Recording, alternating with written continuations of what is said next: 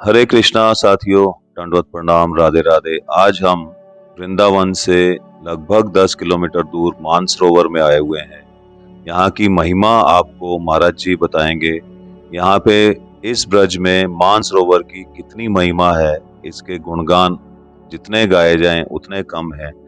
फिर भी महाराज जी के मुखारविंद से हम ये सब चीजें यहाँ की सुनेंगे। महाराज जी, आपका स्वागत है। ये राधा रानी की मान लीला स्थली है। यहाँ राधा रानी ने भगवान कृष्ण से महाराष्ट्र में मान किया था।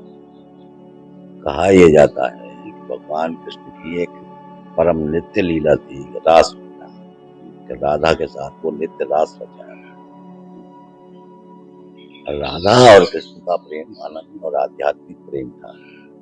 उसी तरह से ब्रज में निवास करने वाली समस्त गोपियां भी भगवान कृष्ण से उतना ही आनंद और आध्यात्मिक प्रेम करती थी जितना कि राधा। भगवान कृष्ण राधा के साथ नित्य रास रचाते थे। इसको देख के सभी गोपियों के मन में ये इच्छा जागृत हुई कि भगवान कृष्ण कभी हमारे साथ भी रास रचाए। तो सभी गोपियों ने एक बार भगवान कृष्ण को घेर लिया और उनसे निवेदन किया कि महाराज, राधा रानी के साथ तो नित्य रास रचाओ, कभी हमारे संग। भगवान कृष्ण ने हंस के कहा कि भाई देखो, राधा तो एक है, बाकी संग तो रास है जाए। तुम तो अनेक हो, तुम्हारे संग तो महाराज करना पड़ेगा। तो गोपियों ने बहुत ज्यादा अनुरोध नहीं की, महाराज हमारी भी इच्छा पूर्ति करो, हम भी आपसे उतना ही प्रेम करें जितना का राधा रानी। तब भगवान कृष्ण ने उन्हें आश्वासन दिया कि देखो, समय आने पर मैं महाराज को आयोजन करूंगा। भगवान कृष्ण ने समय आने पर शरद पूर्णिमा को चंद्रमा की धवल चांदनी में बंसी वट और वृंदावन यमुना के बीच में महाराज का आयोजन किया और उसमें ब्रज की समस्त गोपियां शामिल हुई।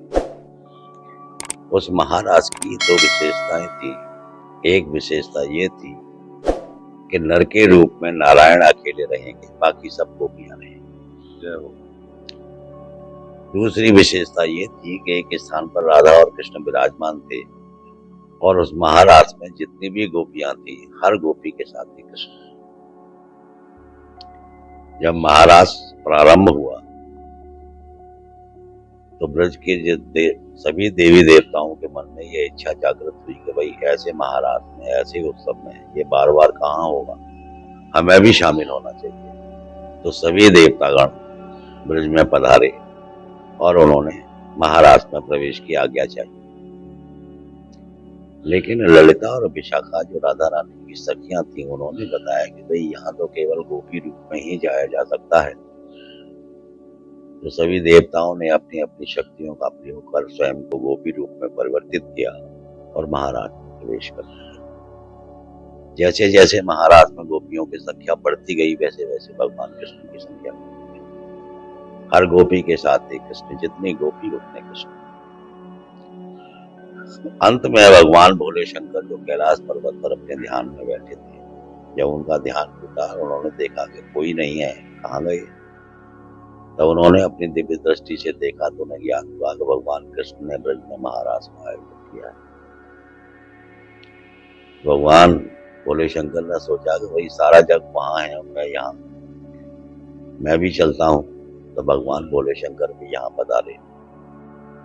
ये प्रेम से बोलो भैया, Radhe Shri Radhe, Shri Radhe. This is around 8-9 kilometres away from Vrindavan. और यहाँ पर सरोवर जो है, अभी सरोवर के भी आप सबको दर्शन करवाएंगे, जहाँ पर राधा रानी के आंसुओं से ये सरोवर बना है और यहाँ का बहुत महत्व है साथियों। आप भी यहाँ पर जब आए तो मानसरोवर में होकर के जाएं, महंत जी के दर्शन करें, राधा रानी के मंदिर के दर्शन करें, बहुत अच्छा लगेगा, बहुत अच्छा लगेगा। श्री राधे, श्री राधे।